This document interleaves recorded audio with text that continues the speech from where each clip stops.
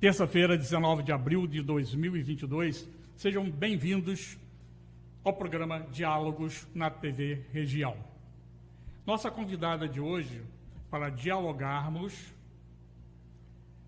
um pouco, estava chefe de gabinete da administração municipal de Bom Jesus do Itabapoana, agora está advogada-geral do município, AGM, doutora Raquel de Souza Pereira Correia.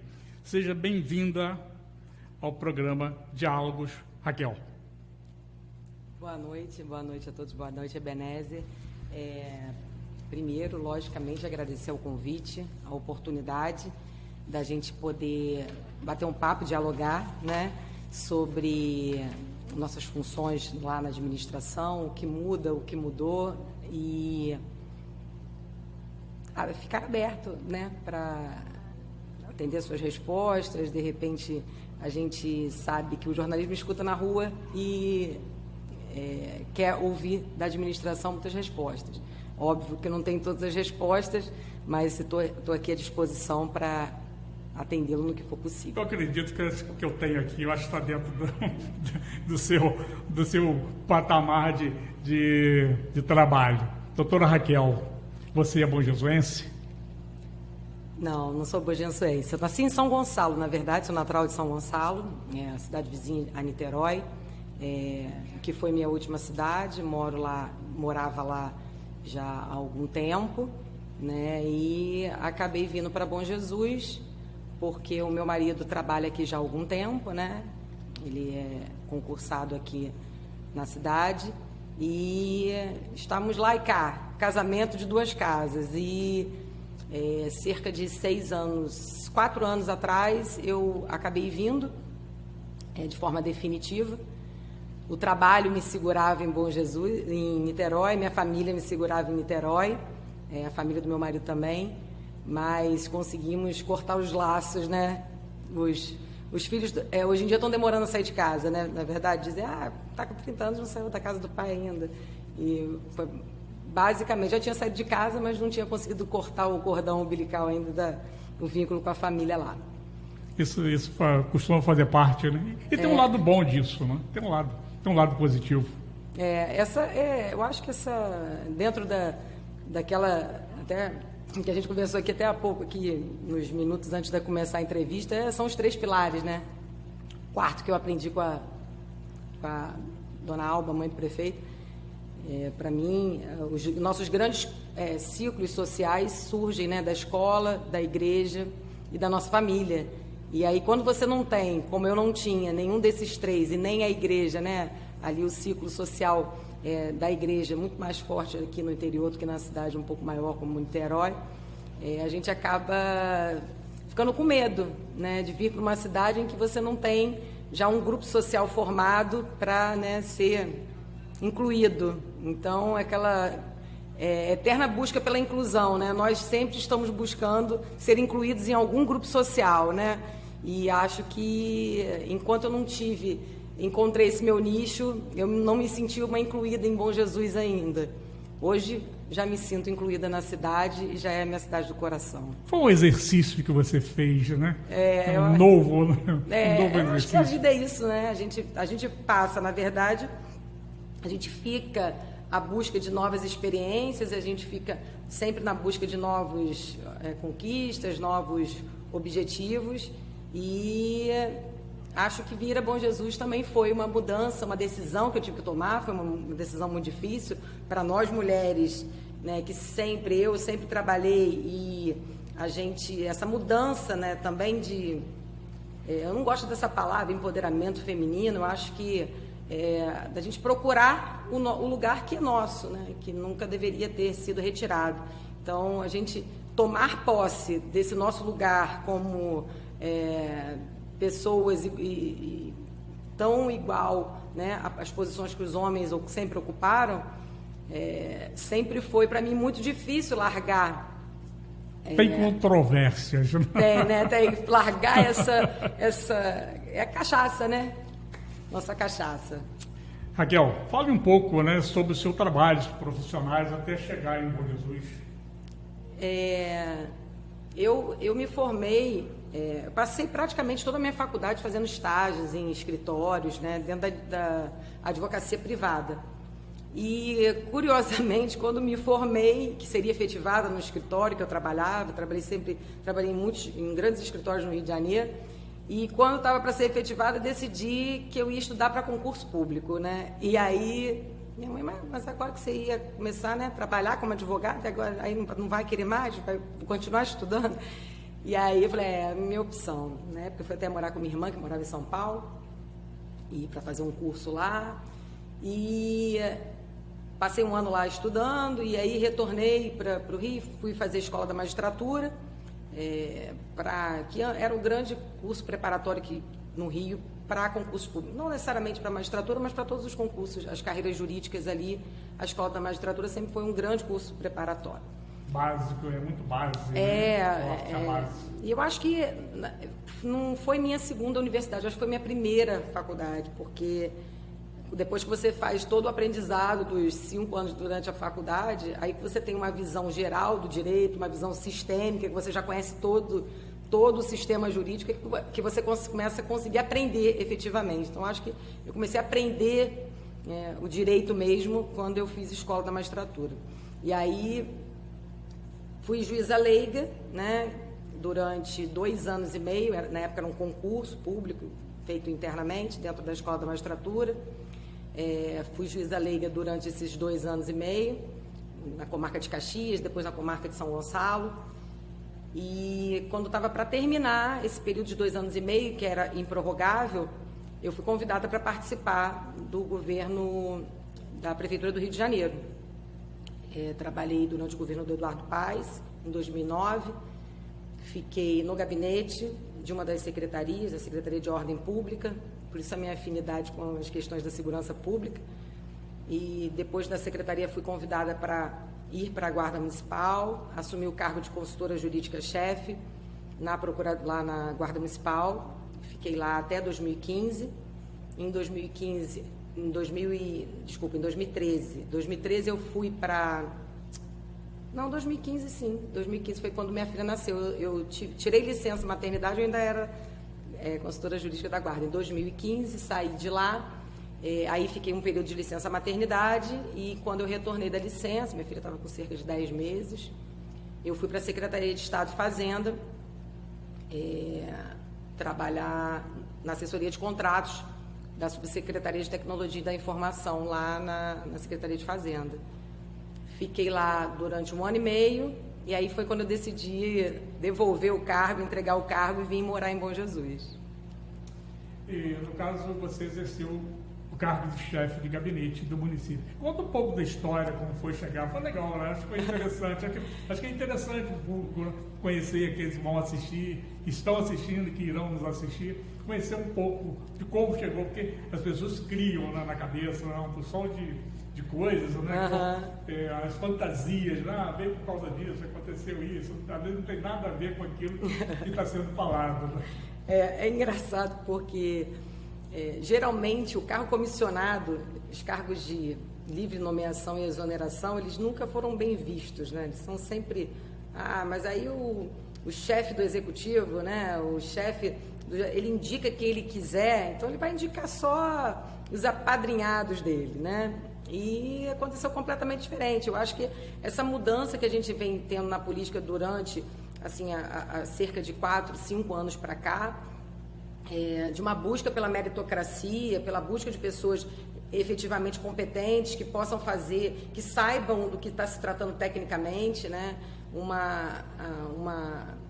Que tenham uma certa experiência naquilo que está sendo realizado, e sem problema nenhum que seja uma pessoa, de repente, da família, mas que se for uma pessoa da família que tem o seu currículo apto e adequado para aquele cargo, né, não haveria problema. Ainda mais uma cidade como a nossa, pequena, né? Bom Jesus, já viu que eu já trago a cidade como nossa, né? Já virou nossa. Já virou.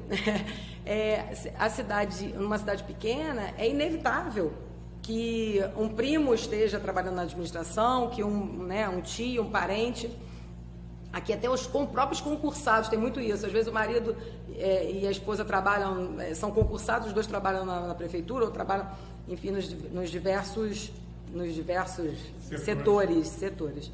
Então, eu estava um dia, não conheci o prefeito, né? Eu até fui surpresa, na verdade, nos grupos de faculdade, né? Grupos de colegas advogados, na época até comentaram sobre o trágico acontecimento, e assim, eu estava aqui em Bom Jesus, não estava nem tendo tanto conhecimento e a repercussão que tudo que aconteceu, né, nas eleições, as questões, enfim, a gente não precisa aqui entrar em detalhes e relembrar, mas dentro do grupo das faculdades foi uma questão curiosa, assim, juridicamente, né, tecnicamente foi uma questão curiosa, e estava sendo debatido nos meus grupos de E pessoalmente foi assustador, né?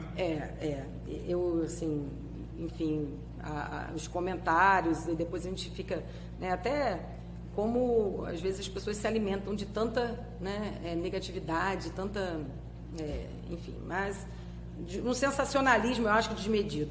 E aí eu estava, assim, soube, né, na época, olha, o prefeito ganhou numa virada e tal, com diferença super pequena de votos e enfim, passou.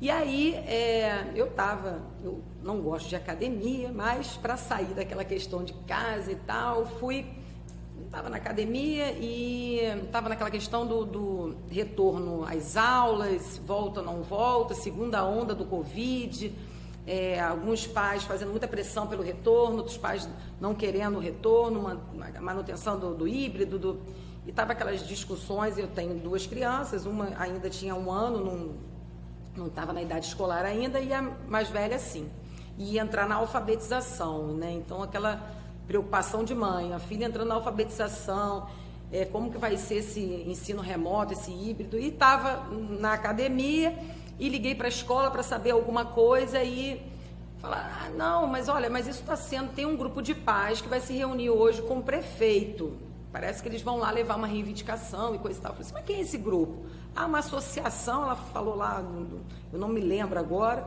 Aí eu entrei no Instagram, vi lá realmente a associação, aí peguei minha bicicleta, parei no prédio da prefeitura, ali na sede administrativa. Aí entrei, bati lá aí cheguei lá, meio que sem conhecer os setores, aí até era a Ieda na época, continuou lá no gabinete, ser secretária, gabinete do prefeito, onde? O gabinete do prefeito aqui. Eu vim para a reunião dos pais com o prefeito. Pois não, pode entrar, a reunião já começou, a senhora vai entrar? Eu falei, vou entrar. Aí entrei, sentei, e aí as pessoas me olharam. Uma estranha no ninho, né? Ela não faz parte da associação, nunca se manifestou aqui no grupo, né? De repente deve ser alguma componente do governo, né? Deve ter achado até que eu já era alguém da administração que estava pegando uma anotação, alguma coisa. E aí, conversei, enfim, coloquei minha posição na época, de uma forma muito incisiva, né? Que isso é uma característica minha, estou tentando até amaciar um pouco. Ser mais diplomática?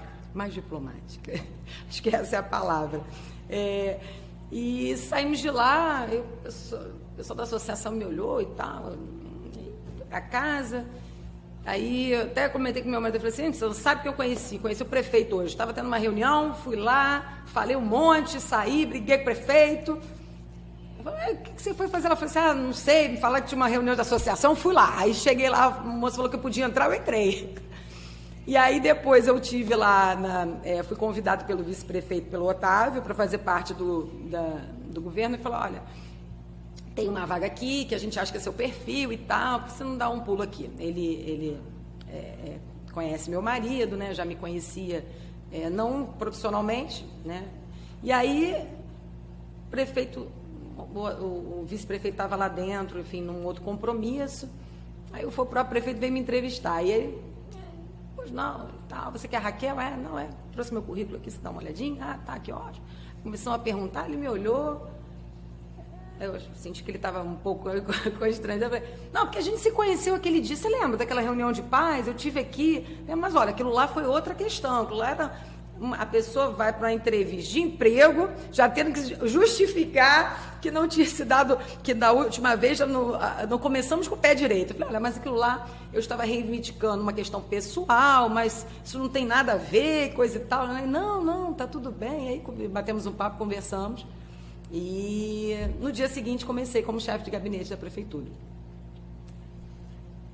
As informações que chegam ao nosso conhecimento de que você é um pouco dura em suas decisões, como avalia essas informações que chegam até a gente? Assim? Ô Ebenezer, eu confesso que realmente eu não sou, como diz uma amiga minha, você não é fofa cor-de-rosa, né? Eu não sou uma pessoa realmente muito diplomática. Eu defendo com muita garra e com muita certeza as minhas convicções. É óbvio que a gente não é dona da razão e que a gente, um debate, uma discussão onde as pessoas estão tentando se entender e compreender uma a outra, fica fácil, né?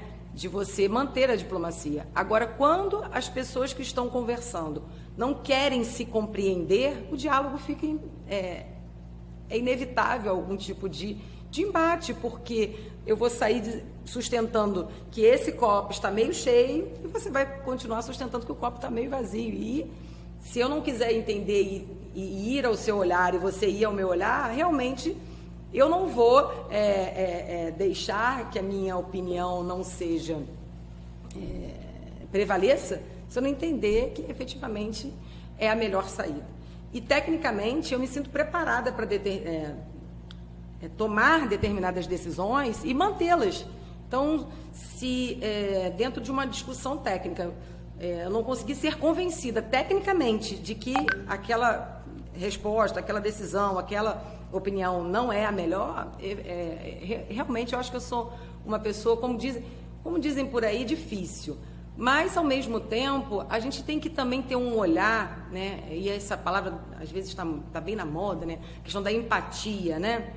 Porque nós, mulheres, quando somos incisivas, né? Elas são grossas. Você viu como a Raquel é grossa? Você viu como ela fala com arrogância?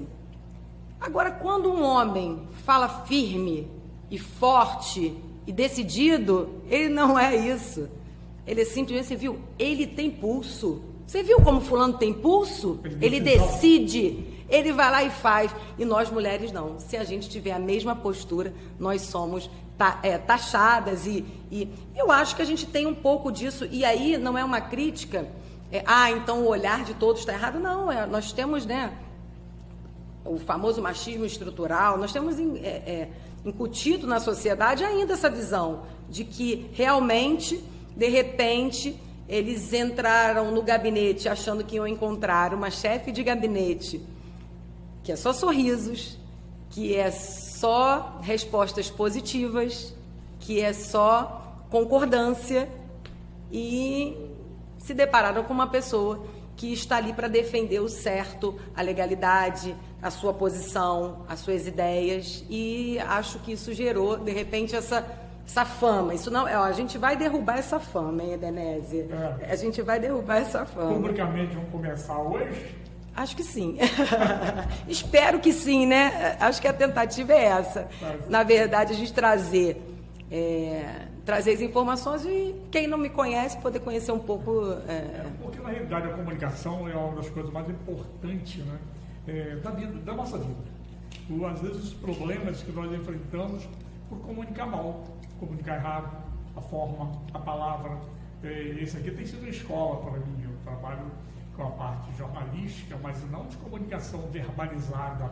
Aí eu comecei a entender que eu tenho que cortar palavras, que no caso, no dia a dia, que a gente tem os vícios, né, da conversa, que a gente tem que colocar outras palavras para encaixar dentro daquilo que é o caminho, né? Então a gente começa a modificar. E o governo a maioria dos governos tem um grande problema, uma grande dificuldade de comunicação. Primeiro é o seguinte, trabalhar com político, isso aqui é uma colocação, é muito difícil trabalhar, porque a vaidade do político é sem tamanho. E E aí o que faz? Tudo que acontece, ele quer noticiar. que é publicar. Só que há publicações que trazem uma desconstrução à imagem do governo. E tem aquelas publicações, aquelas comunicações que são, e a forma de comunicar.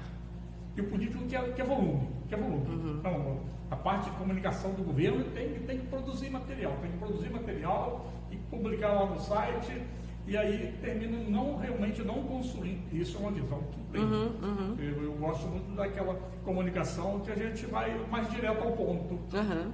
Por quê?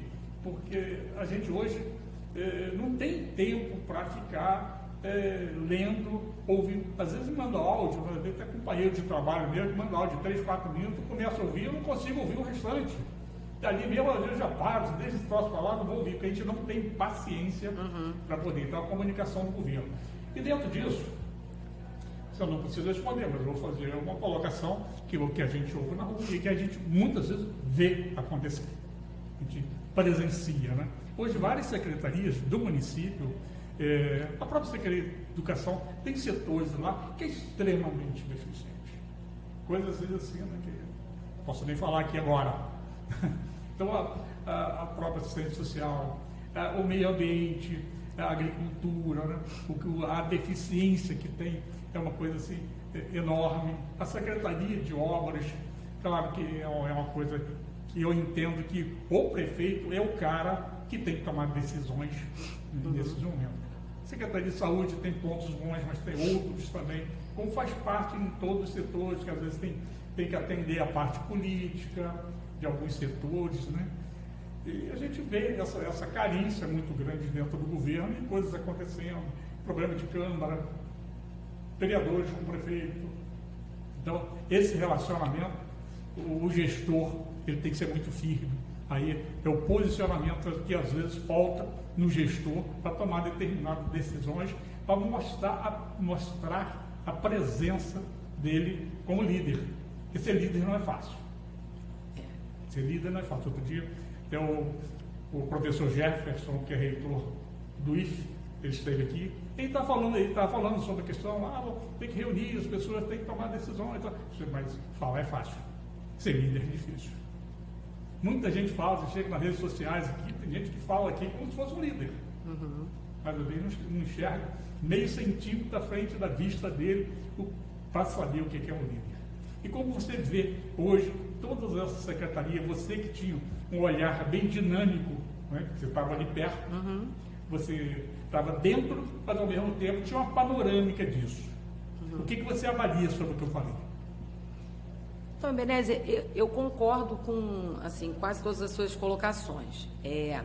A questão do tomar a decisão, né, do ser decisivo, ela envolve exatamente uma ponderação, né? Toda vez que você vai tomar uma decisão, você precisa ponderar os riscos, né, os ônus, os bônus da decisão que você vai tomar. É da natureza de algumas pessoas tomar decisões e depois lidar com as consequências. Mas isso são características de algumas pessoas. Eu vou decidir e depois as consequências eu vejo como que eu vou lidar com elas. E tem pessoas, e aí isso não isso eu acho que tem característica de alguns líderes que são assim, e tem outros líderes que são mais ponderados e mais cautelosos, de ouvir mais, de tentar tomar decisões que beneficiem e agradem a maior quantidade de pessoas. Eu acho que dentro da questão, né, da visão democrática, eu acho que é exatamente isso, você tentar buscar soluções que agradem o maior número de pessoas. O imediatismo, tomar decisões porque aquele momento é o momento de tomar a decisão e a consequência, depois eu tenho uma equipe, um corpo técnico que vai ter que trabalhar para resolver as consequências, é uma forma de governar. Criticada por alguns e aplaudida por outros. E há formas de governar e liderar sendo mais ponderado. Da mesma forma em que a decisão não vai agradar a todos, a forma como você é o líder, se você é um líder decisivo, que aguenta as consequências, ou você é um líder ponderado, que tenta sempre agradar o máximo de pessoas, também vão ter pessoas que vão achar que o líder deveria ser mais decisivo, mas que o líder deveria ser mais ponderado. A opinião também eu, como uma pessoa mais decidida e mais, eu até brinco, a minha irmã, eu ia sair para comprar um negócio, falando, meu Deus do céu, é só para comprar um chinelo, minha filha. Eu andava o shopping inteiro para comprar um chinelo. Eu já estava com o chinelo, com a minha bolsa do chinelo, indo tomar um sorvete, querendo ver qual seria a próximo passeio que a gente ia dar, porque eu sempre fui mais decidida. Mas isso é uma característica minha, e a característica dela não é a mesma. E provavelmente eu seria um tipo de política, e ela seria um outro tipo de política, se fôssemos, né, da carreira política, que não é o caso. Você está mais próximo. Bem, acho que estamos à mesma distância, acho que bem longe ainda. Mas eu acho que são formatos de liderança. Nem todo líder precisa ser, não precipitado, mas de decisão a pronto. E nem todo líder precisa ser tão ponderado e tão lento como alguns acham que deve ser. Então, acho que também a gente entra aí na democracia. Tem gente para um lado, tem gente para o outro. Diz que a democracia é uma forma de ditadura, né? Com as minorias, né? Não deixa de ser. Tem essa teoria. Mas até a questão que você colocou de agradar a maioria das pessoas. Nem sempre vai agradar a maioria das pessoas, é a decisão certa. Às vezes, quando você não agrada ninguém, é a decisão certa para aquele trabalho que você está fazendo. Eu acho que aí vem a questão do conhecimento. Porque o líder ele tem que estar à frente do cidadão comum. Quer dizer, você é um líder. Se eu sou um líder, aonde que eu estiver. Se eu estou aqui, eu sou um líder. A gente conduz um bate-papo nesse aqui, não é por orgulho, mas é a função. Esse dia passado, tinha 2 convidados, né? Não vou, porque esse outro que vai. Não, eu sei, ele vai tocar o assunto dentro daquilo que nós vamos fazer. A presidência da mesa hoje é sua. Aí eu falei com ele, se ele não caminhar nessa situação, eu encerro o programa.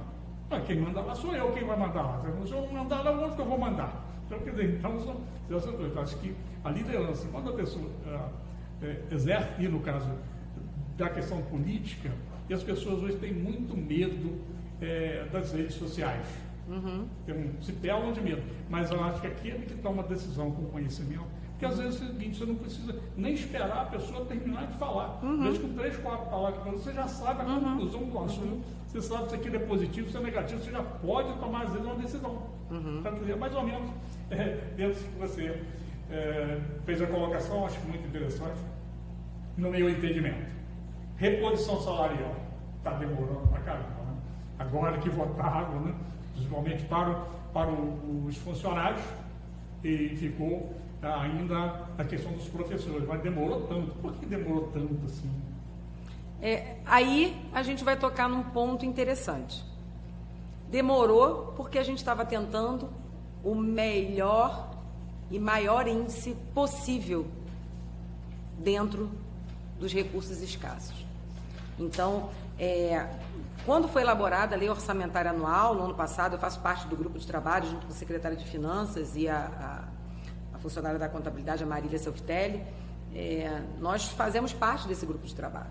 Né? E quando elaborou, a LOA foi elaborada, a LDO e a LOA, a Lei Orçamentária Anual e a Lei de Diretrizes Orçamentárias foi elaborada no ano passado para viger agora em 2022, foi previsto, né, dentro da lei orçamentária, a dotação orçamentária para concessão do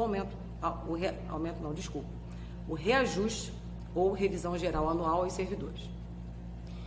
E cerca de 4%, 3 a 4%, 3,5% a 4% foi o índice. Quando ainda não tinha sido apurado, né, os superávit, os balanços finais, foi o índice que a gente conseguiu dentro da elaboração da LOA. E foi previsto Então, o prefeito já havia previsto a revisão geral anual para 2022. Nós estávamos impedidos pelas leis, as leis, principalmente a Lei 173, a Lei Complementar Federal 173 da pandemia, que suspendia concessão de gratificações, aumentos e reajustes. E sabíamos que voltaríamos em 2022 e que esse reajuste, essa revisão geral anual deveria ser concedida, né? A busca, né, da administração, da gestão, é pela valorização dos profissionais. E aí a gente vai até voltar rapidinho num ponto que a gente estava conversando. Poxa, mas eu vejo várias deficiências lá na Secretaria de Governo, lá na Secretaria de Saúde, lá na Secretaria de Assistência. Nós estamos com uma... e aí, por favor, não interpretem mal a minha afirmação. Nós temos servidores antigos. Nosso último concurso era muito antigo. Nossa mão de obra precisa de requalificação. Nossa mão de obra sabe fazer muito bem o seu trabalho, tem uma memória, né? A gente sempre valoriza nas gestões que eu trabalhei lá no Rio. Sempre houve um respeito muito grande a esses profissionais antigos das casas, né? Da administração, porque são a memória, né? Eles têm a memória, toda a memória é a história deles. E esses dias até vi uma foto do prefeito do Rio publicando com um funcionário que estava sendo aposentado, o mais antigo funcionário da prefeitura, sendo aposentado agora com quase 100 anos. Muito bacana. E essa questão já estava previsto o reajuste. E aí veio uma determinação do prefeito de que nós não vamos sair o índice inflacionário, a gente não pode só dar os 3. Eu quero que vocês trabalhem para fazer com que a gente possa dar o maior índice possível para a maior quantidade de servidores possível. Então, a gente não queria, de forma alguma, que um grupo fosse privilegiado. A gente está vindo, né, de um retorno ao novo normal, de uma classe de servidores que se empenhou, que trabalhou durante a pandemia, porque muitas atividades essenciais não puderam ser colocadas na modalidade remota. Então, a gente precisava dar esse reajuste o mais próximo possível do índice inflacionário. E aí fizemos simulações, refizemos, enxugamos, fizemos cortes em outras secretarias, apertamos, fechamos torneiras. E é difícil saber de qual torneira a gente vai fechar. São decisões que a gente precisa tomar. E precisa tomar, Ebenezer, tecnicamente. A gente precisa justificar por que eu estou fechando a torneira daqui, dessa secretaria, que não vai ser tão mais importante nesse momento, porque eu preciso valorizar meu servidor. Eu preciso valorizar. E aí, o servidor municipal, ele não é só o servidor efetivo. A Constituição, ela prevê que as administrações são formadas por servidores efetivos, por cargos comissionados, por pessoas contratadas temporariamente. Então, os efetivos, muitos têm essa preocupação com a coisa pública. Mas eu vou falar uma frase aqui que você já deve ter ouvido. A pessoa que passou no concurso chegou para você e falou assim: agora eu estou bem. Eu passei no concurso. Ué? A estabilidade, né, traz esse... Mas curioso, né? Porque o servidor municipal de Bom Jesus, ele é empregado público, né? O regime jurídico do empregado público em Bom Jesus é a CLT. E os seletistas, esse regime jurídico único, escolhido pela administração, não garante a estabilidade. Então, as pessoas passam para o concurso para assumir o emprego público aqui na prefeitura de Bom Jesus e acham que vão adquirir a estabilidade. Não, elas passam pelo estágio probatório, mas elas não adquirem estabilidade. Elas têm um pouco mais de estabilidade do que a iniciativa privada, sim, porque elas não podem ser demitidas sem justa causa. Mas por justa causa ela pode ser mandada embora. Então, a pessoa passa no concurso e vai trabalhar, e a gente tem tido muitas desistências, né?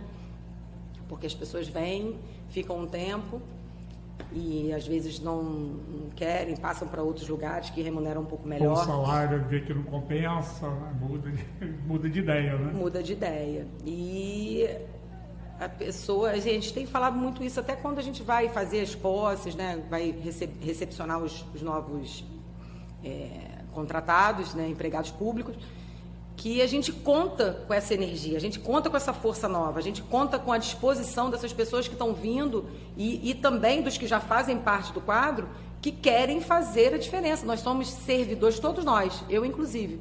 Eu ocupo um cargo comissionado de servidor, eu sou servidora pública. E até quando eu vou me classificar lá e eu tenho que preencher algum formulário, eles me classificam como servidora pública, né? Porque meu cargo está previsto na Constituição, é um serviço público. Mas por que não usa o processo seletivo e sim o RSPAs, para atender, na realidade, que a gente percebe, atender a grupos políticos, a vereadores, né, que fazem as suas pressões, né, contra o governo.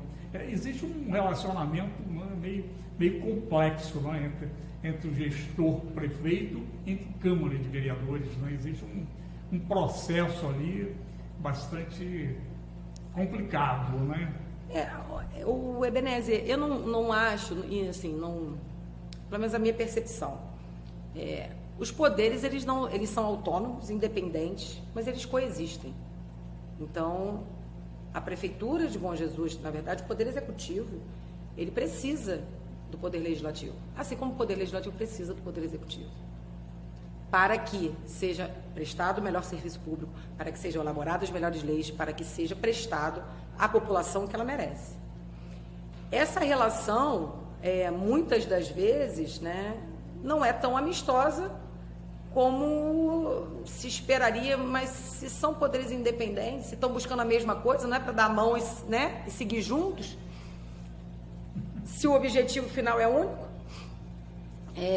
Eu assim, nunca consegui entender, né, até pelo pluripartidarismo que vigora no Brasil, mas tem situação e tem oposição. Mas por que oposição? Situação, mas todo mundo quer a mesma coisa lá no final, que é o bem, né? Interesse público maior. Eu acho que é mais ou menos isso. A gente vai ter, obviamente, né? E aí as questões políticas. Eu procuro não me excluir demais em decisões que são muito políticas, porque não sou política nata e não tenho... Como a gente já até falou no início aqui, eu não tenho muita habilidade para... Eu tenho o procurador que me levou, o procurador no município que me levou para a Prefeitura do Rio de Janeiro, falava isso para mim. Ele era uma pessoa de poucas palavras, e ele falava assim: Raquel, atende lá, quando tinha que atender alguém. Eu falei, mas eu não sei nem o que é. Ele falou assim: eu gosto de lidar com processo, eu não gosto de lidar com gente. Era uma opção dele. Ele era, né, procurador concursado, né, continuando na prefeitura. Depois vou mandar para você, que era no programa passado, Diálogos, que nós tivemos o Betinho, ex-prefeito de Apiacá, e o Savinho aqui. Vou te mandar a cesta de horrores que é a gestão pública. Que eu não trouxe aqui porque não era nosso propósito da nossa conversa. Mas depois vou te mandar a cesta de horrores, e uma delas, a sensação que a gente tem que a gestão pública trabalha contra a sociedade. A gente, como cidadão, muitas das vezes a gente tem essa sensação. E tem outras coisas também, que depois vou te mandar, é muito interessante. Mas quando você fala, às vezes, né, de classe, eu entendi um pouco assim, de que algumas vão ter um pouco mais de benefício. E os professores, com essa questão agora do governo federal, dessa lei de 2008, que está nessa confusão aí, que não chega a conclusão. O que está se pensando nisso? Você pode informar? O que a gente, como você bem disse, eu até estava lendo hoje um artigo do ex-ministro Aris Brito sobre efetivamente essa questão do reajuste dos 33%. Então, quando a gente vai para uma reunião, né, para debater, para conversar, né, e para tentar chegar a um objetivo, né, o melhor objetivo que atenda, que é uma discussão, né? Tem a classe dos servidores, tem a classe do... o objetivo sempre até eu ouvi uma frase do presidente, do Bolsonaro, dizendo: eu queria dar o reajuste, o servidor quer o reajuste, mas eu tenho os impedimentos eleitorais, por conta das eleições no final do ano. Eles querem dar, eles querem receber, eu quero dar, né? É óbvio que dentro das suas limitações, o prefeito quer dar o reajuste que a classe reivindica. O problema é que há, como você bem disse, ainda uma discussão sobre a legalidade e se esse piso nacional ele tem validade obrigatória, tem validade impositiva ou ele tem validade discricionária. Um prefeito pode dar um reajuste, uma revisão geral anual. Não revisão geral anual, porque a revisão geral anual tem que atender o índice da inflação. Ele pode dar um reajuste para determinada categoria, e aí não, a revisão geral anual tem que ser igual para todo, né, o funcionalismo público. Foi dado 6%. Ele pode verificar, por exemplo, que uma determinada classe está com um valor que precisa ser reajustado e dar um índice de 50%, por exemplo, dos professores, vou dar 50%. Ele pode, ele tem discricionalidade para tanto, desde, obviamente, que respeite lá, né, as limitações da lei de responsabilidade fiscal, as limitações, todas as limitações orçamentárias e financeiras.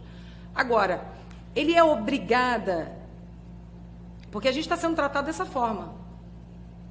Foi praticamente exigido que o prefeito dê o que o governo federal diz que é o piso nacional. Só que a gente tem que ter um pouco... Mas não aumentou o repasse? Não aumentou a diferença também para ser pago aos professores? Não. Que era 60, passou para 70, né? Não, Que ela iria, mas o valor, o crescimento, o valor do crescimento... E aí, Ebenezer, eu vou te pedir até desculpas, eu não vou saber exatamente os percentuais, né? Eu trouxe até umas colinhas aqui que pode usar as colas. Mais ou menos do que a gente ia conversar, mas isso foi até debatido na reunião que a gente teve no gabinete com os vereadores, a pedido da Câmara, né? A pedido do Poder Legislativo, houve uma reunião no gabinete do prefeito, com o prefeito, a secretária de Educação, o secretário de Finanças, acho que o secretário de Finanças não estava. Agora não estou me lembrando. Não, acho que ele estava. Não, é finanças. Aqui é finanças, aqui é a Secretaria da Fazenda. Aqui junta a parte financeira com a parte fazendária, aqui em Bom Jesus. E aí foi colocado esse índice. O crescimento do Fundeb nesses meses, apurado até agora, março, se eu não me engano, foi de 15... eu trouxe uma colinha, não vou achar aqui agora. Foi de 14,11%. E o que a gente fez agora, quando a gente encaminhou os 2 projetos de lei para a Câmara? Encaminhamos um primeiro projeto, concedendo a revisão geral anual a todo o serviço público. A todo o serviço público. Que foi 6%. 6%. A lei foi sancionada, inclusive, hoje. E foi encaminhado para a Câmara também o segundo projeto de lei, em que há a previsão da readequação ao piso nacional. Então, assim, determinadas classes do magistério que vão chegar a um índice de 33%. Só que a gente, na readequação salarial, não trabalha com percentual. A gente trabalha simplesmente com valores até chegar ao piso. Então, servidores vão ter dentro da classe do magistério, vão ter um acréscimo de 10% para chegar ao piso, outros vão ter de 20% para chegar ao piso, outros, que são os de 30 horas, os recém-possados, vão ter de 33 ao piso, sim. Por quê? A gente fez uma média. Quanto custa a hora-aula do profissional de 20 horas, 25 horas, 30 horas, todos ganhando a mesma valor hora-aula.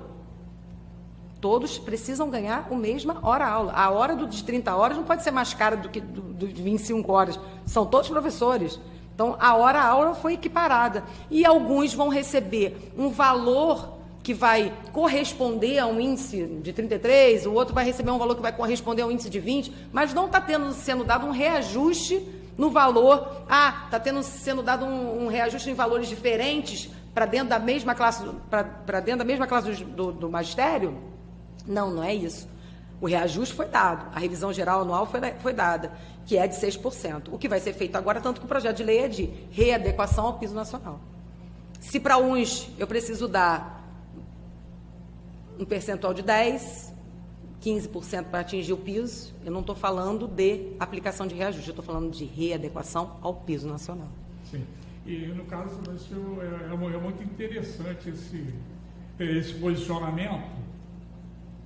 Aqui nós temos uma lei de 2008, que é a lei 11738/2008, no seu artigo 4º.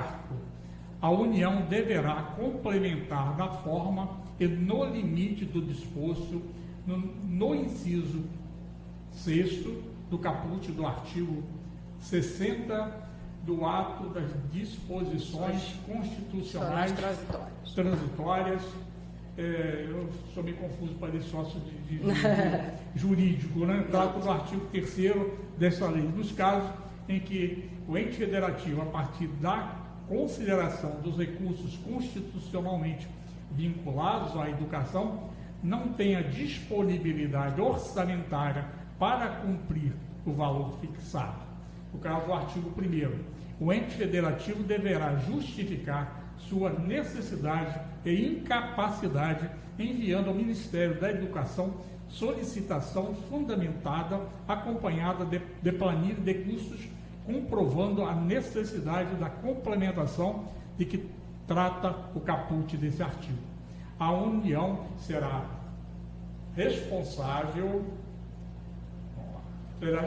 por cooperar tecnicamente com o ente federativo que não conseguir assegurar o pagamento do piso, de forma a assessorá-lo no planejamento e aperfeiçoamento da aplicação de seus recursos. Desculpa, qual é o número da lei? Ela é 11738/2008. Então, eu tinha até feito uma anotação em relação exatamente a essa lei. O critério de reajuste do piso nacional do magistério, fixado na lei 11738, perdeu a eficácia com o novo Fundeb. Qual é a discussão da portaria 96 do governo federal? A portaria do governo federal, uma portaria, não é uma lei, trouxe o novo piso nacional. Anteriormente, o piso nacional era fixado por lei? Sim, era fixado por lei. Pela lei 11, e que estabeleceu os critérios, a 11738. Só que essa lei foi revogada pela 14.113 de 2020, que criou o novo Fundeb. Então, é como se nós ficássemos sem lei instituindo o piso nacional. Veio a portaria, que instituiu o piso nacional. A lei que ficou em 2020 foi qual? 14.113. 113. 14.113 de 2020. Foi que regulamentou o novo Fundeb. Há uma grave insegurança nessa situação. Sobre qual o critério utilizado, porque era uma conta, que é feita, eu até tinha anotado aqui que é difícil, ela é feita de acordo com os 2 últimos anos Desde 2010, o piso nacional do magistério passou a ser atualizado anualmente, em janeiro, pelo mesmo percentual de crescimento nos 2 anos anteriores, no valor anual mínimo por aluno dos anos iniciais do ensino fundamental, nos termos da Lei 11.497 de 2007. Então, o que acontece? Qual é a insegurança jurídica que se propõe em relação... que está acontecendo em relação a essa questão do Fundeb? O piso nacional era fixado por uma lei federal, foi revogada pela essa nova lei do Fundeb, e houve uma lacuna, houve uma ausência de índice para a correção, porque antes a correção era dessa forma que eu li aqui para você. Essa mesma lei que você leu o artigo para mim, previa essa forma de como é calculado esse reajuste, como vai ser calculado esse piso nacional.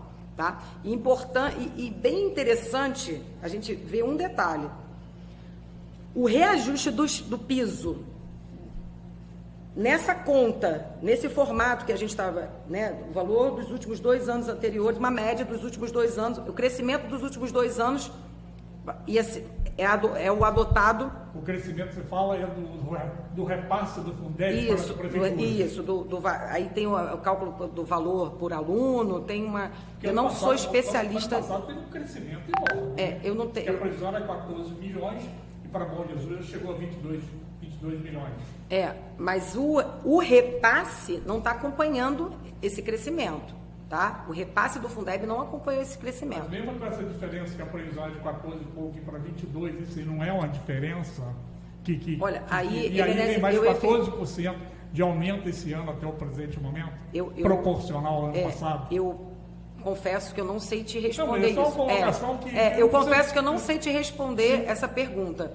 Porque é óbvio que se o crescimento do Fundeb, se o valor do Fundeb suportasse o reajuste seria dado. Então o problema está na lei de 2008 com essa de 2020. O reajuste do piso, da forma como estava sendo calculada, representa um aumento real muito acima da inflação. Essa conta nesse formato é muito acima da inflação. Nos últimos 12 anos, desde que essa de 2007 de 2009 a 2021, o piso do magistério cresceu 204%. 204%. Superando o crescimento de 104% da inflação. Veja, a inflação nesse período de 2009 a 2021 foi de 104% acumulado desses 12 anos. E o aumento do piso, o aumento real do piso foi de 204%.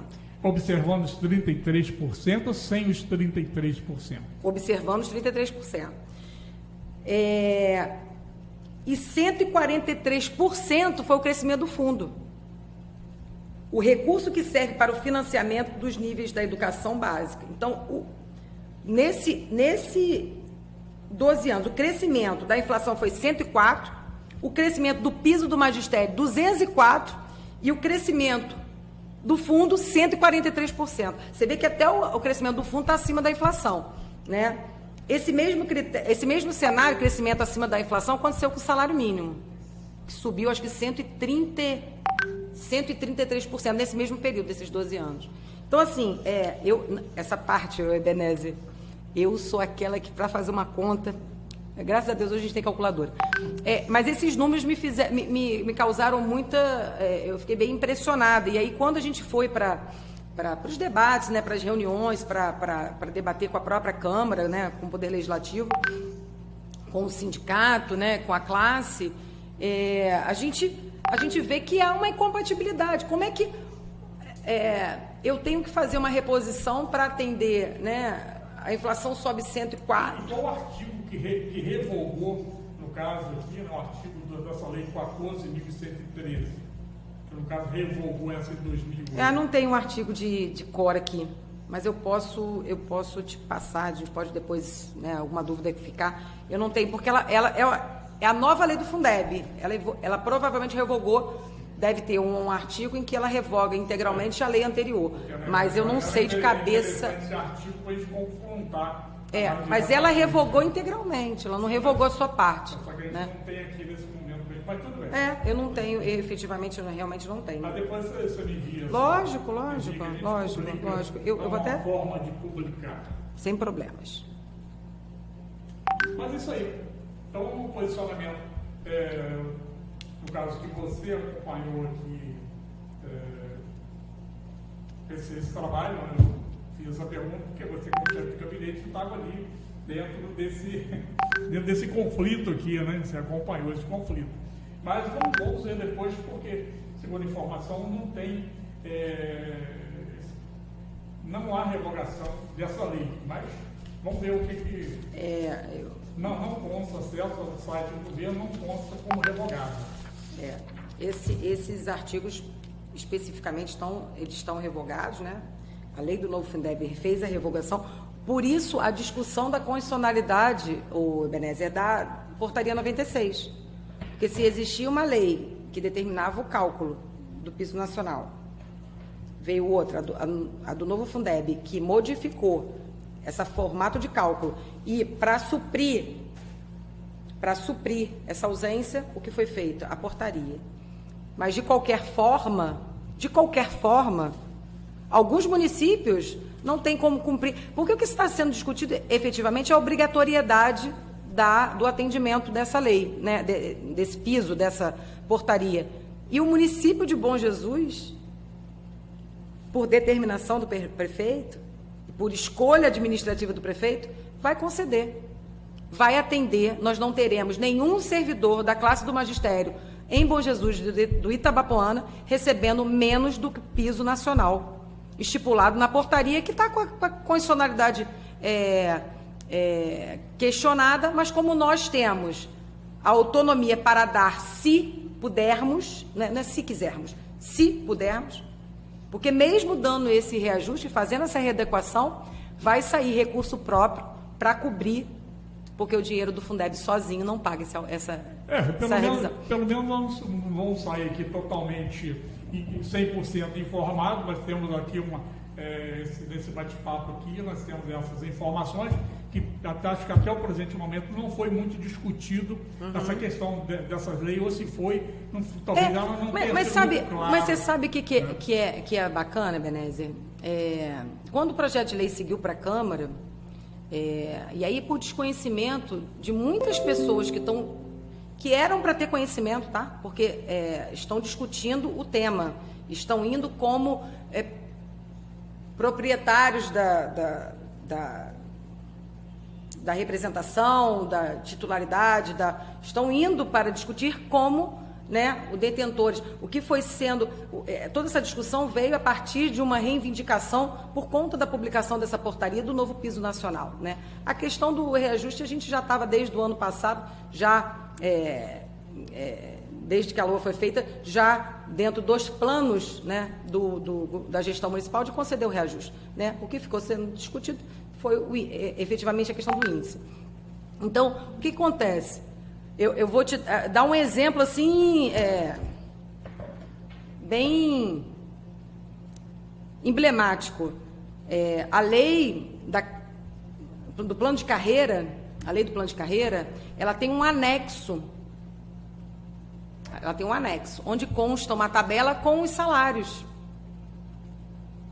E essa tabela, obviamente, agora, com a aplicação do piso nacional, o que vai acontecer com essa tabela? Vai ser reformulada, ela vai ser revista.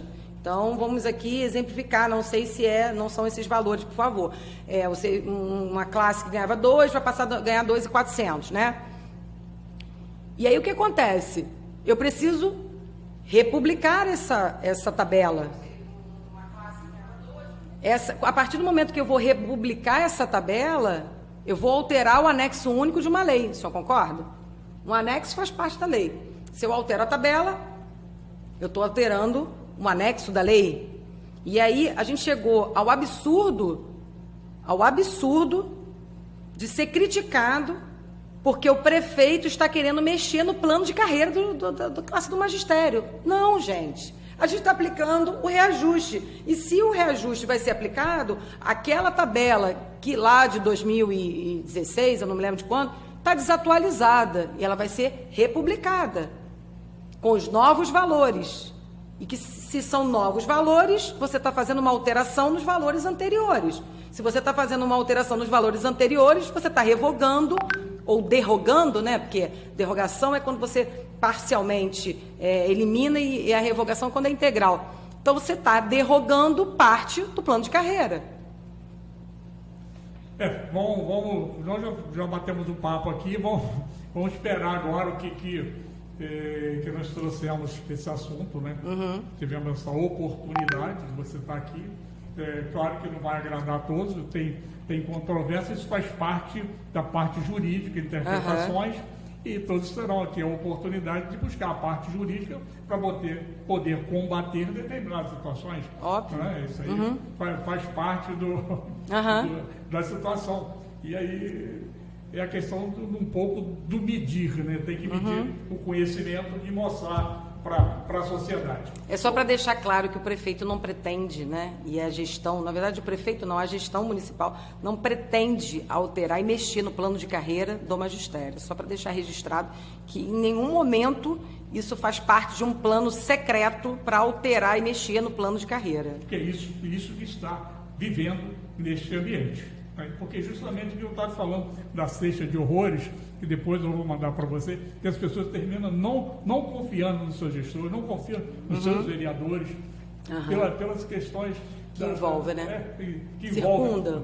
Então é muito complexo isso, mas isso tem que chegar a uma conclusão e que busque a parte jurídica, mostrar e discutir. E se alguém quiser vir aqui para a gente montar uma discussão sobre esse assunto, a gente está aberto aqui para poder fazer isso aqui. Perfeito, Menezes, eu estou à disposição. E aí, se a gente quiser marcar outro papo, não tem, assim, eu trouxe para você em relação à questão do Fundeb especificamente, porque como a pauta era a questão do reajuste, né, a gente tinha elaborado mais ou menos uma pauta, né, sobre o reajuste dos servidores, e isso não é uma questão de reajuste, isso é uma questão de readequação, né, um projeto de lei que não foi votado pela Câmara ainda. Então, é uma questão que ainda está em discussão, então eu prefiro, né, efetivamente, mas a gente está à disposição, assim, olha, de me aprofundar mais, como eu disse no início da conversa, eu gosto de estudar, assim, e eu acho que a gente está em constante aprendizado, né? Eu até estou dando, esse semestre comecei a dar aula lá na FAMESC, em Direito Constitucional, e até agradecer a toda a direção da FAMESC, e eu acho que eu falo muito para os alunos, eu estou aqui para compartilhar o meu conhecimento e absorver todo o conhecimento de vocês. E acho que a nossa conversa é nessa linha, passar um pouco do que a gente tem de experiência e de conhecimento lá da administração e ouvir, né, através de um grande comunicador que eu já notei que é a gente crescendo nas discussões, tá? E colocar à disposição, se a gente precisar, e olha, a Raquel deu uma repercussão muito grande, a população ainda está querendo saber, querendo conversar mais sobre isso, a gente volta, eu estudo um pouco mais, a gente traz detalhes mais, artigos mais, né, qual é o artigo, qual é o inciso, a gente traz mais anotadinho para não... Porque aqui nos comentários aqui está dizendo que já mexeu, né, na questão do plano de cargo e salário, então estou dizendo que já mexeu, depois vou conversar com essa pessoa, nós vamos, quem sabe, voltar a falar sobre esse assunto, tá certo, se você aceitar. Tá perfeito. Ou outro segmento da prefeitura que quiser estar junto também, para a gente colocar isso claramente, que eles tragam um bom conhecimento de interpretação que vocês têm e que eles também tragam para poder trazer de uma forma bem objetiva, né? Porque as leis, muitas vezes, elas não são claras, né? Elas são interpretativas, e essa questão da interpretação... É por isso que o direito é fantástico. Corporativo, quem faz as leis são corporativos. A senhora, como advogada geral do município, a GM, qual a sua função nessa nova função? Qual é ela? Benez, eu acho que essa função não foi... eu não ingressei na administração pública para ser advogada, né, geral do município, que nada mais é do que a chefia de toda a advocacia. A chefia em que sentido? No sentido de você direcionar quais são os caminhos, né, que essa advocacia vai seguir. Isso, obviamente, sem qualquer tipo de interferência na liberdade, né, funcional dos advogados que lá se encontram. Mas... nós temos funções como ordenar as despesas, né, da advocacia, né? A gente tem a parte da gestão do próprio fundo da municipal da Procuradoria, que também, além dos fundos da assistência, da saúde, há um fundo municipal da advocacia, que é gerido pelo Procurador-Geral. Essa mudança, né, de função, ela surgiu até, eu acho que eu acho que foi tão natural a mudança de cargo, porque a gente não consegue se desvincular do nosso conhecimento, né? Você como comunicador não tem que, não, agora eu vou eu vou deixar meu lado comunicador de lado e vou ser mais isso ou aquilo. A gente não tem como você apartar o seu conhecimento jurídico. Não, agora eu não posso falar nada de jurídico, porque se eu falar alguma coisa de lei aqui, eu vou ser praticamente execrada porque fez um apontamento, falou que a lei está errada, que o artigo citado está errado. Mas nem só os advogados não são os detentores e donos da lei, né?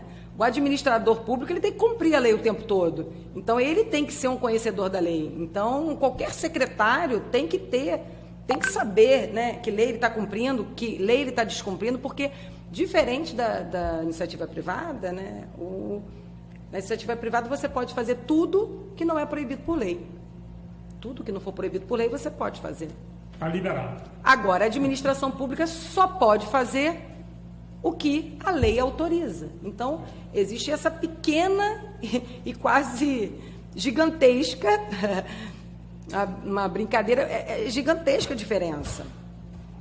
Se a lei diz você só pode usar gravata vermelha, isso significa que eu não posso botar uma gravata preta. Diferente de você. Se a lei diz você só não pode usar gravata preta, você vai usar a gravata que você quiser escolher. Eu não. A minha lei diz que eu só posso usar a gravata vermelha. Então, a conduta do administrador público ele é o tempo todo, né, direcionada, né, pelas normas, né, pelas regras jurídicas. E o que a gente está, né, ali para fazer, como advogado geral, é exatamente mostrar quais são os caminhos, quais são os riscos jurídicos de determinadas situações e de outras. Olha, essa decisão ela tem um risco jurídico da gente sofrer uma ação judicial, a gente tem, olha, não, isso aqui pode ser que dê um risco jurídico, isso pode dar uma improbidade, isso aqui pode ser um crime. Então, assim, a análise desses riscos jurídicos da atuação da administração é feita pela Procuradoria-Geral. E, assim, nunca foi um anseio, mas, na verdade, por conta até do grande crescimento de trabalho, a gente dobrou o número de procuradores, né? Eram 2 procuradores concursados, tomou posse no final, nós dobramos não, né? Tomou posse no final do ano de 2020, mais uma foi dada posse, agora tem cerca de 6 meses, 1 ano, não me recordo muito bem, já no governo, na administração do atual prefeito. Então, hoje nós contamos com 4 advogados efetivos no quadro da prefeitura. E, mesmo com esses 4 efetivos, ainda havia uma demanda muito grande exatamente do gabinete, né? Do prefeito, desse aconselhamento jurídico. E isso é a função do advogado-geral. Então, a gente chegou à conclusão, assim, depois de um pedido, né, do anterior advogado-geral do município, o pedido de desligamento.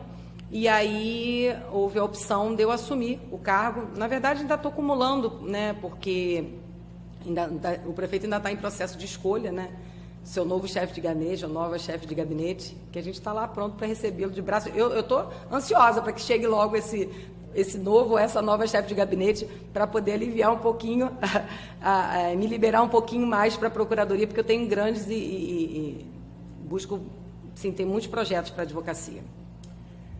Alguma coisa que nós não falamos que você gostaria de falar? Gostaria de acrescentar, que deixamos de falar, que você acha que é importante? Sim, eu acho que é importante registrar que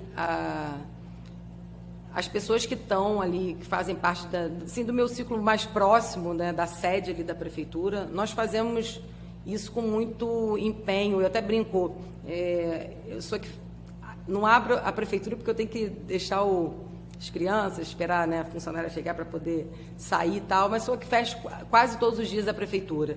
Então, a minha dedicação ela vai continuar sendo integral pelo bem da população, pelo melhor serviço público que a gente puder apresentar. É óbvio que a gente está longe do ideal, está longe do excelente, mas a gente está tentando. Então, eu volto para casa todo dia contente, feliz. E assim, chego em casa, às vezes, meu filho já está dormindo. Eu falo, poxa, hoje mesmo ele saiu da escola de índiozinho. Eu falei, não vi. Meu marido, dia do índio, né? Aí meu marido passou de carro na frente da prefeitura, eu desci só para dar um beijinho para vê-lo. A gente, como mulher, né? Tá o tempo todo tendo que abrir mão de momentos como esse, momentos especiais que a gente queria estar perto dos nossos filhos, mas a gente sabe que tudo tem um objetivo, né? A gente está buscando, e a minha dedicação vai continuar sendo integral. A minha dedicação ao governo, à administração pública atual, vai continuar sendo integral. Eu vivo prefeitura e respiro prefeitura 24 horas por dia.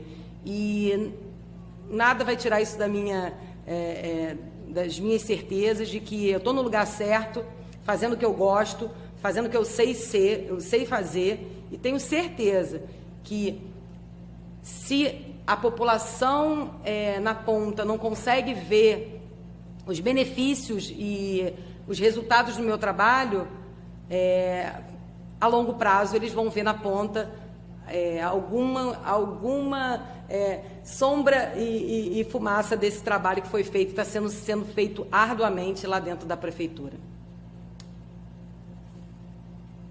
Agradeço, Raquel, sua participação, ter aceito o convite.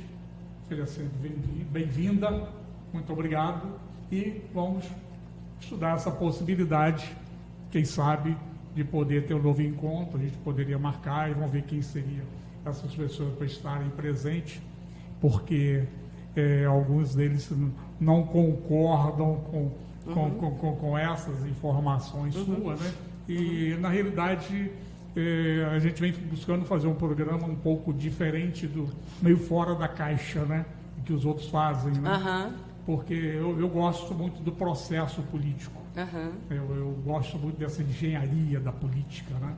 E só que é o seguinte, tem dia que irrita o sujeito profundamente, né? A gente que está de fora, a gente que conhece um pouco dos bastidores da política. E a comunicação, ela traz um outro detalhe que eu aprendi nesse pouco tempo. O que está por trás da notícia. Você vê a notícia de frente, mas você não sabe por quê. Por que a Globo faz determinada notícia? Por que a Record faz outros veículos de comunicação faz a notícia, o porquê de fazer. Então, tudo tem um porquê e para quê nisso aqui. Raquel, muito obrigado. Estamos aí. A você que nos assistiu, que nos acompanhou, e aqueles que irá nos acompanhar. Sejam sempre bem-vindos. Vocês são muito importantes para nós. E muito obrigado pela sua audiência.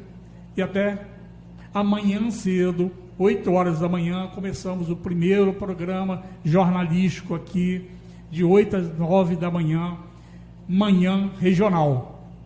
Estejam conosco para conhecer um pouco da notícia. Nós estamos começando a fazer esse trabalho e mostrar um pouco da nossa região, o que acontece na nossa região, para o público, que nós queremos crescer e ter mais pessoas conosco e que nós possamos fazer esse trabalho com qualidade e com informações certas e confiáveis.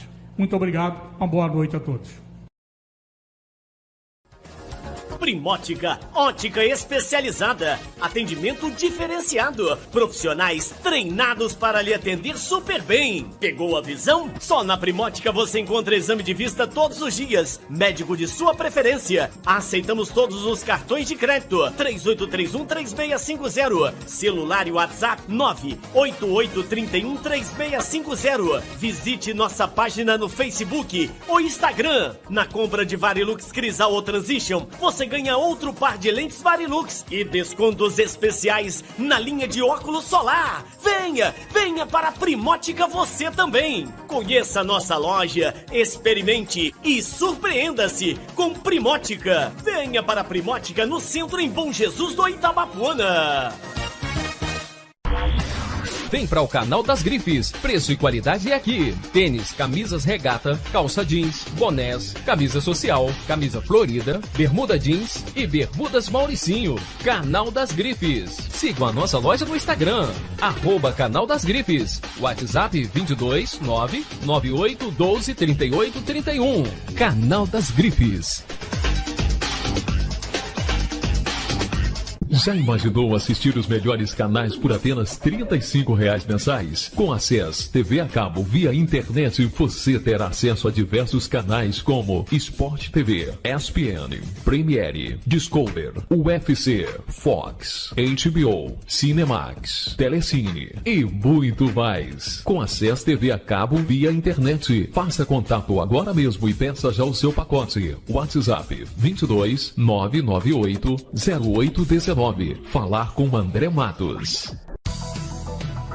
Ótica Bom Jesus, a ótica da sua cidade. O melhor atendimento para você, cliente super especial da Ótica Bom Jesus, na rua Doutor Abreu Lima, 97, loja 101, no centro da cidade. Uma equipe treinada para lhe atender super bem todos os dias. Exame de vista? Marque hoje mesmo, 3831-2785 ou celular e WhatsApp. Agende o seu exame, 98801-6182. Lentes e armações das melhores marcas você encontra na Ótica Bom Jesus. E ainda uma linha de óculos solar das melhores marcas, nacional e importados. E é claro, parcelamos tudo nos cartões de crédito. À vista, um super desconto da Ótica Bom Jesus. Venha ser cliente da sua Ótica Bom Jesus, a ótica da sua cidade.